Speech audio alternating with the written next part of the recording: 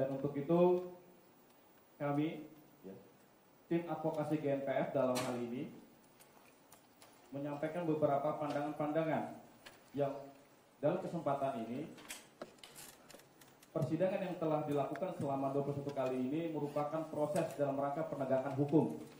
Proses penegakan hukum dan keadilan sebagaimana amanah konstitusi dan peraturan perundang-undangan di bidang kekuasaan kehakiman.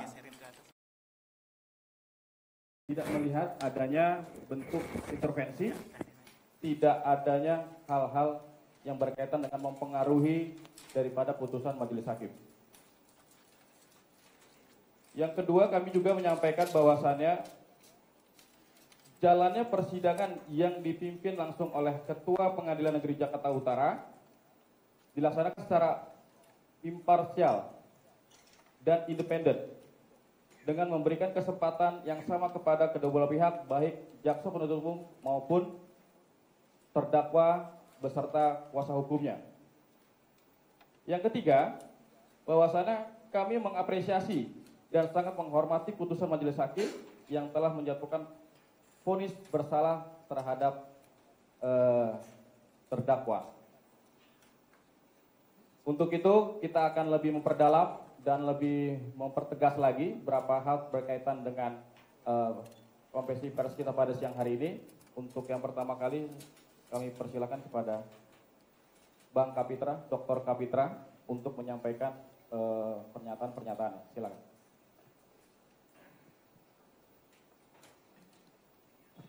Assalamualaikum warahmatullahi wabarakatuh. Alhamdulillah, asyhadu an la ilaha illallah wa la syarika lah wa asyhadu anna Muhammad abduhu wa rasuluhu la nabiyya. Pertama, terima kasih kepada rekan-rekan wartawan telah hadir pada kesempatan yang sangat mulia ini dalam rangka kita memfinalisasikan apa yang menjadi gerakan dan perjuangan selama ini. Untuk itu diperlukan suatu closing statement, suatu penutup kata dari semua perjuangan yang telah berlangsung lebih kurang 8 bulan ini. Bahwa kita ketahui kemarin Majelis Hakim telah menjatuhkan putusan kepada Saudara Basuki Cahayapurnama alias Ahok yang berbeda dari tuntutan jaksa penuntut umum. Artinya adalah bahwa Majelis Hakim membuktikan sendiri peristiwa-peristiwa pidana yang ada yang dilakukan oleh Saudara Basuki Cahayapurnama. Kedua, meskipun putusan itu tidak memenuhi ekspektasi kami, tetapi kami dapat menerimanya dan menghormati sebagai suatu keputusan yang final. Dan kami juga mentadaburi sebagai sesuatu yang terbaik yang Allah turunkan melalui tangan-tangan Majelis Hakim. Dan itulah realitas keagamaan dan realitas hukum yang sesungguhnya. Kenapa kami dapat menerima? Meskipun tidak memenuhi ekspektasi kami dengan alasan dan argumentasi hukum yang benar. Pertama, kami melihat ada 4 runway hukum yang absolut sebagai syarat dikeluarkan sebuah keputusan Majelis Hakim. Pertama, Majelis Hakim telah memutus perkara Basuki Cahayapurnama yang berdasarkan kepada dakwaan penuntut umum. Kami ulangi, Majelis Hakim telah memutus perkara Basuki Cahayapurnama alias Ahok berdasarkan dakwaan penuntut umum, bukan didasarkan kepada tuntutan jaksa penuntut umum. Hal ini adalah perintah Jurisprudensi Tetap Mahkamah Agung nomor 47 K/KR/1956 tanggal 23 Maret 1957 dan jurisprudensi nomor 68 K/KR/1973 tanggal 16 Desember yang memerintahkan bahwa majelis hakim dalam mengambil keputusan harus didasarkan kepada dakwaan. Itu yang pertama alasan kami untuk dapat menerima dan mengapresiasi putusan majelis hakim. Yang kedua, majelis hakim dalam memutus perkara telah berdasarkan kepada fakta-fakta persidangan. Tidak didasari kepada fakta-fakta di luar persidangan, tetapi didasari oleh fakta-fakta persidangan. 40 saksi yang diajukan oleh jasa penuntut umum dan 10 saksi yang diajukan oleh terdakwa beserta penasihat hukumnya, tidak satu pun dari mereka yang menyatakan bahwa telah terjadi dugaan penodaan golongan yang dilakukan oleh Basuki Cahayapurnama. Tetapi keseluruhan saksi dan alat bukti lainnya, petunjuk maupun barang bukti yang diajukan jasa penuntut umum, semuanya menjelaskan dan menyatakan bahwa Basuki Cahayapurnama alias Ahok telah menoda agama Islam. Dan dari kesaksian yang diajukan oleh terdakwa, bahwa mereka mengatakan tidak ada penodaan agama. Hakim melihat dua realitas ini dan memutuskannya berdasarkan fakta-fakta real dan akurat dengan uraian-uraian unsur dan argumentasi-argumentasi hukum serta jurisprudensi dan doktrin-doktrin hukum, sehingga fakta persidangan menjadi valid dan akurat. Hakim memutuskan bahwa berdasarkan fakta persidangan, saudara Basuki Cahayapurnama telah melakukan perbuatan penodaan agama yang diatur oleh pasal 156A ayat A.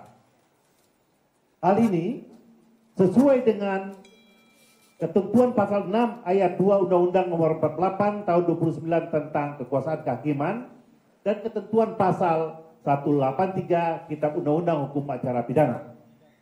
Yang ketiga, runway ketiga adalah majelis hakim telah memutus perkara berdasarkan nilai-nilai keadilan yang tumbuh di masyarakat, di semua lapisan masyarakat. Baik masyarakat yang kontra maupun yang pro. Sehingga hal ini sesuai dengan bunyi pasal 5 ayat 1 Undang-Undang Nomor 48 Tahun 2009 tentang kekuasaan kehakiman. Yang paling penting yang keempat, runway yang paling penting sebagai pondasi majelis hakim bisa mengambil keputusan adalah majelis hakim telah memutus perkara ini secara imparsial, independen, tanpa intervensi dari kekuasaan dari siapapun dalam bentuk apapun, termasuk oleh diri majelis hakim itu sendiri. Hal ini berarti majelis hakim telah melaksanakan amanah pasal 3 Undang-Undang Nomor 48 Tahun 2009. Berdasarkan 4 runway ini, keputusan majelis hakim dibacakan. Untuk itu tidak ada alasan bagi kami, Gerakan Nasional Pembela Fatwa Majelis Ulama, untuk tidak menerimanya. Jumlah berapa tahun putusan yang dibacakan tidaklah menjadi domain kami, domain masyarakat dan domain kekuasaan.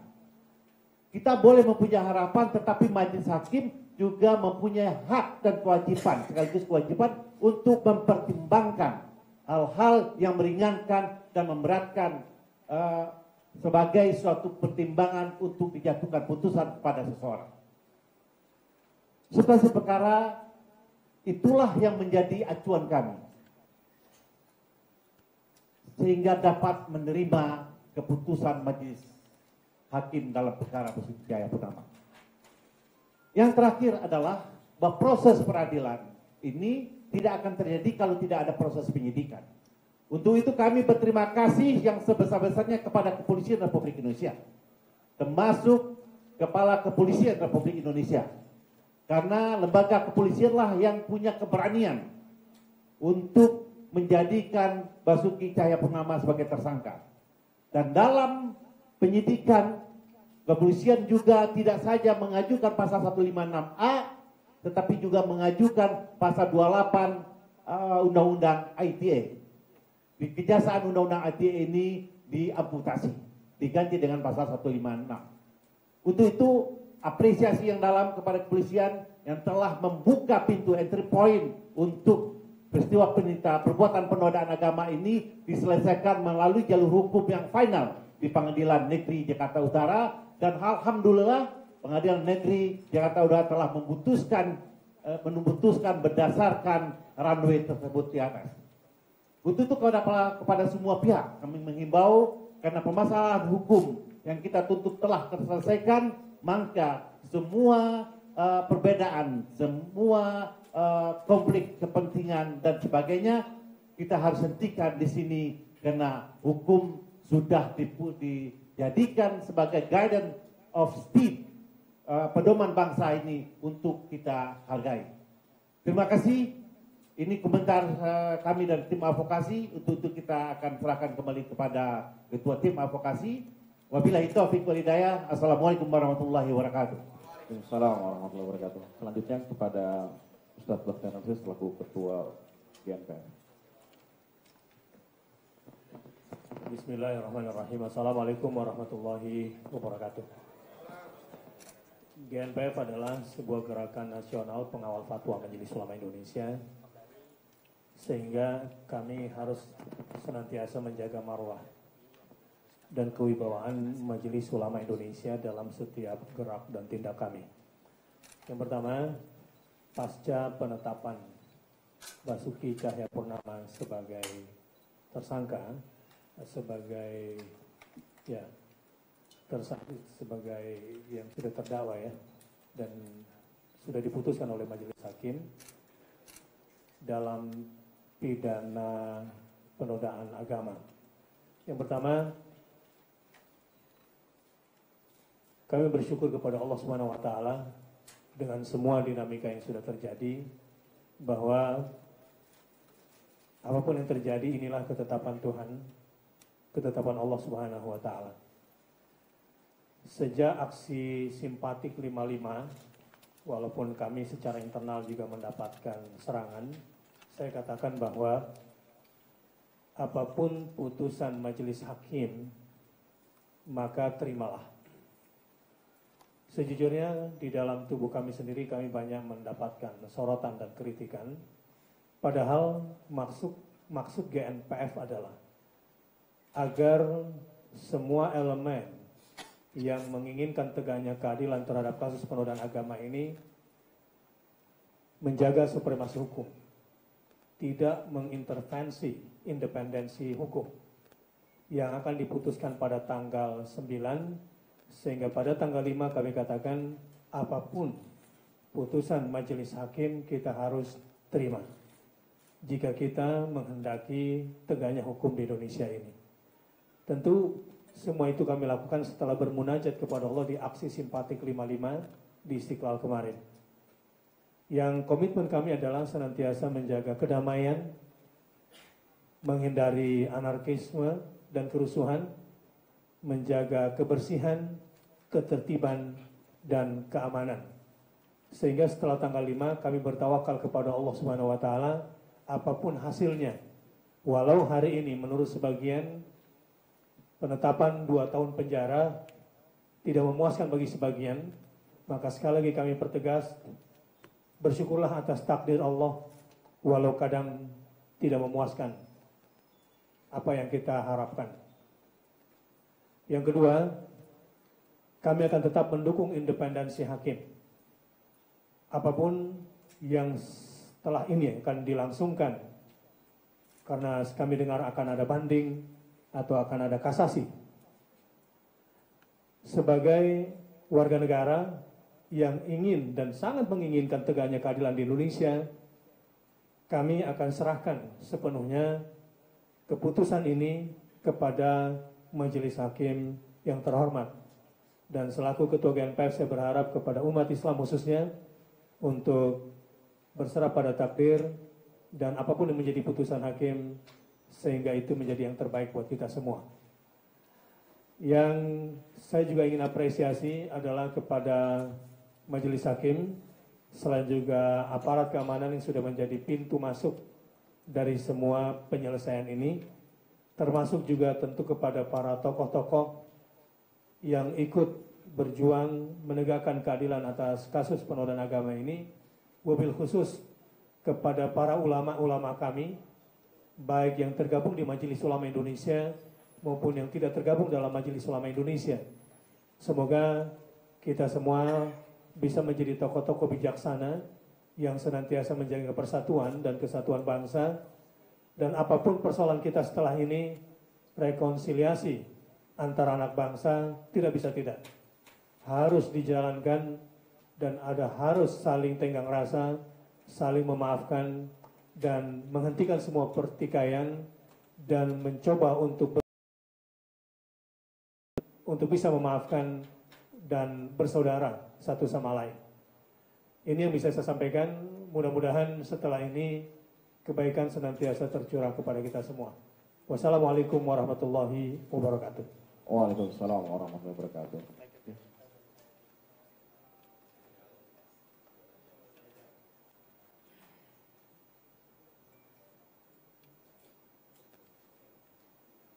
Selanjutnya pada Pak Yai Misbahul untuk menyampaikan. Assalamualaikum warahmatullahi wabarakatuh. Bismillah, alhamdulillah, wassalatu wassalamu ala rasulillah, ma ba'du wa ba'da tahiyah. Terima kasih kepada segenap rekan-rekan wartawan serta pengurus GNPF MUI dan dari advokat. Sekedar sedikit menambah, setelah kita mengikuti berbagai rangkaian aksi-aksi, kemudian kita kemarin telah mendengarkan keputusan dari hakim.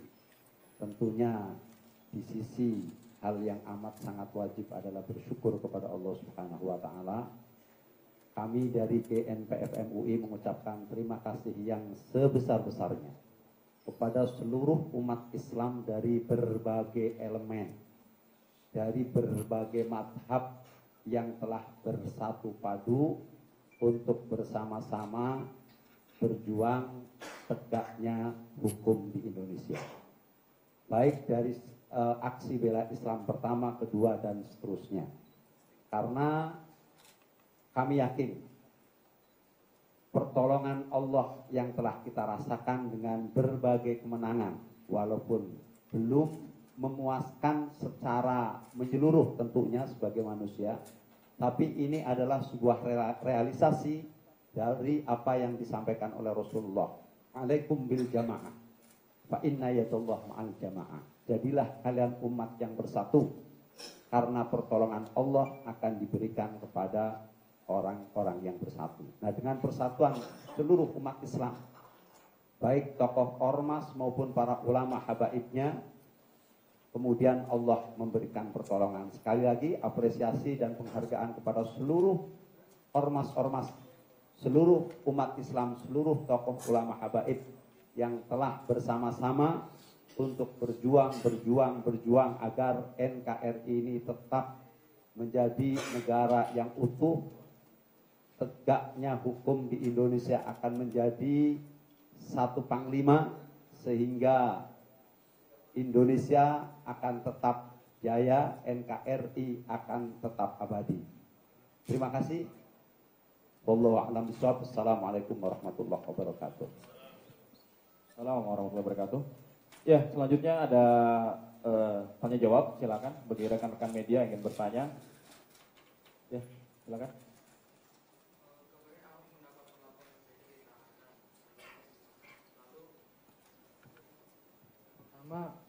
Ahok mendapat Dari mana? Kiblat.net. Oh, Kiblat. Ahok mendapat perlakuan berbeda di tahanan dengan dijamu di ruang pimpinan langsung. Nah, bagaimana tanggapan Hakim? Terus ada demo di depan lapas hingga malam hari. Kenapa polisi tidak membuatkan tanggapan? Dan Pak Kapitra menanggapi.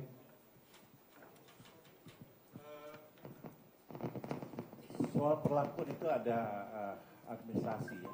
Ada pengurusan administrasi dulu, ya. Saudara, harusnya kita melihat secara jernih. Ketika orang menista agama, Allah turunkan balasan dengan penistaan yang lebih menyakitkan. Pada waktu itu kekuasaan langsung dialihkan kepada orang lain dan dia dipenjara. dalam kebebasan yang luas lalu masuk pada ruang yang sempit. Untuk masuk menghuni ruang sempit itu ada administrasi hukum, administrasi penahanan yang harus dilakukan. Itulah yang sedang terjadi waktu itu, ya. Bukan peristiwaan, itu yang terjadi, ya. Lalu malam ada demonstrasi, ya. Saya sudah protes juga sudah sampaikan juga kepada aparat kepolisian. Mereka memberikan toleransi atas nama kemanusiaan. Meskipun perbuatan ini tidak diberikan juga kepada kita. Marilah kita mencoba berjuang besar, bahwa tentu kita di dunia ini tidak ada yang adil, seadil-adil akan kita dapatkan. Tetapi yang menjadi domain kita, akibat dari suatu perbuatan telah dihukum dengan setimpal. Dan ada psikologi yang jauh mengkhawatirkan, sehingga dia harus dipindahkan ke Makobrimob. Nah, situasi Makobrimob kita juga tahu, nyamuk aja mungkin agak sulit masuk tanpa izin yang berlapis, karena begitu ketatnya. Dan itu juga terjadi aliniasi sebenarnya. Dan itu sebagai hukuman yang real, ya, hukuman yang real. Sehingga realitas ini harus kita lihat utuh. Dan kita menerima segala kekurangan perlakuan kepada kita, dan kita menyerahkan semua kewenangan itu kepada aparat penegak hukum selagi tidak melanggar prinsip-prinsip yang substantif dalam penegakan hukum. Terima kasih. Ada lagi? Silakan, dari mana? Assalamualaikum warahmatullahi wabarakatuh. Dari Okezon, ingin menanyakan setelah ini, setelah kasus ini selesai, apakah GMPF itu menyatakan diri akan bubar? Kemudian tadi yang dibilang oleh Pak Ustadz Basir Nasir, ada pihak-pihak yang mengkritik GMPF karena menerima atau apa, itu bisa disebutkan lebih detail nggak? Apakah FPI yang atau ormas FPI atau ormas apa yang kurang serg dengan putusan majelis hakim itu, yang sehingga mengkritik dari sikap dari GMPF itu yang menerima itu tadi, yang menerima putusan majelis hakim, mungkin itu. Kemudian yang terakhir, setelah ini upaya apa yang akan dilakukan GMPF untuk merekonsiliasi semua pihak ini sehingga tidak ada lagi pertikaian di antara umat ya di Indonesia. Terima kasih. Ya, terima kasih. Silakan pada Pak Kuben. Kami akan rapat setelah ini, ya, karena memang awalnya GMPF ini adalah sebuah panitia ad hoc dalam rangka memperjuangkan keadilan lewat memperjuangkan fatwa ulama, khususnya dalam kasus Al-Maidah 51. Jika ini selesai, maka kami akan duduk bersama lagi, dan apakah nanti akan lanjut atau tidak harus berdasarkan musyawarah. Yang kedua, adapun yang tidak puas dengan putusan majelis hakim yang hanya 2 tahun penjara ini, tidak ada ormas khusus yang menyatakan itu, tetapi adalah pribadi-pribadi saja yang menghendaki jadi yang menghendaki ditegakkannya hukum yang seberat-beratnya buat penodaan agama ini. Yang ketiga, saya nggak dengar apa pertanyaan yang ketiga. Hah? Rekonsiliasi? Iya.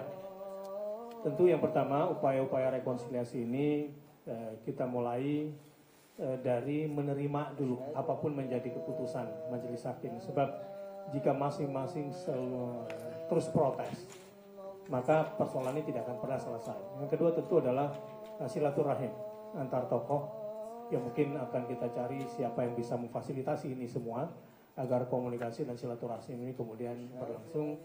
Yang ketiga tentu adalah saling meredam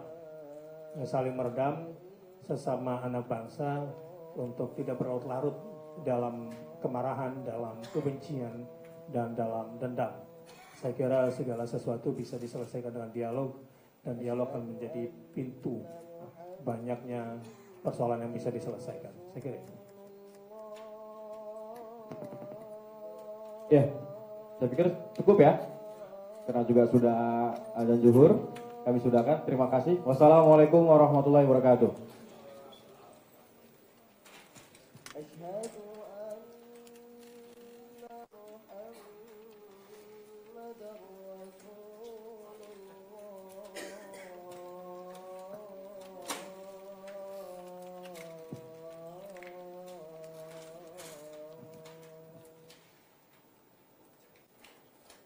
حي على الصلاة